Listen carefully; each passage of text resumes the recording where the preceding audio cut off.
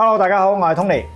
今日節目咧就同大家討論下行動力呢個課題。好多人咧以為願意採取行動咧就代表一個人有行動力，但係好多時咧我哋會因為一時衝動啊，又或者3分鐘熱度嘅時候咧，都會採取咗行動嘅噃。例如做運動啊、節食啊等等呢一啲咧，要大家做一個禮拜，甚至乎一頭半個月都唔係好難嘅。當然起動都係好重要嘅一步啦，但係我唔認為呢啲係屬於行動力嘅表現噃。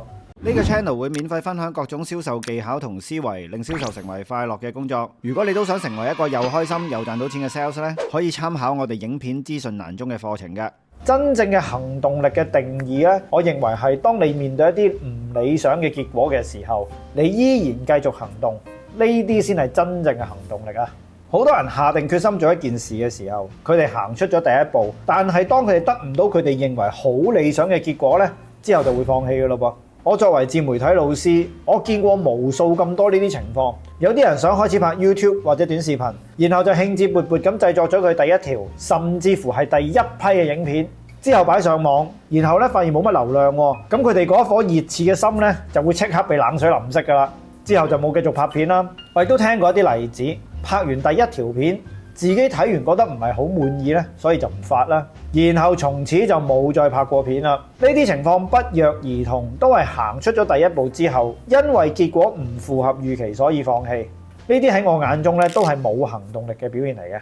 真正有行動力嘅人，係會即使遇到唔合預期嘅結果咧，都會繼續行動嘅。當然佢哋行動嘅方式會調整、會修改啦，但係總之就唔會停落嚟啦。所以如果你想提高你嘅行動力咧，你內心就要有一個心理準備，甚至乎係有一種覺悟啊，就係你冇可能係一件事一開始嘅時候就做得好，做得唔好，效果唔理想，係預期之內要發生嘅事嚟㗎。當你有咗呢個合理嘅期望，即使出嚟嘅結果唔好，你內心都唔會面對太大嘅打擊，咁你就唔會咁容易半途而廢。所以講得再深入少少呢，一個人嘅行動力高低呢，係視乎佢對於一個唔完美嘅自己嘅接納程度有幾高。你越接納到自己嘅唔完美，你對結果嘅唔理想嘅態度就越豁達。相反地，如果你接納唔到自己嘅唔完美呢，你就好容易半途而廢，甚至連起步都未必做得到啊！所以完美主義係行動力嘅頭號大敵人。留意下你身邊嘅人，完美主義者嘅行動力咧，通常都好低。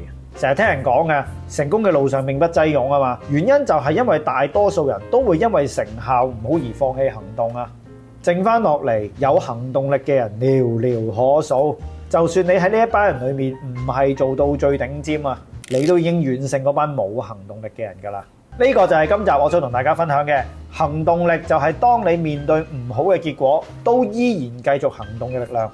而行動力嘅來源就係要接納一個唔完美嘅自己啦。如果你中意呢集節目嘅話，就留言讚好分享啦。我哋下次再見。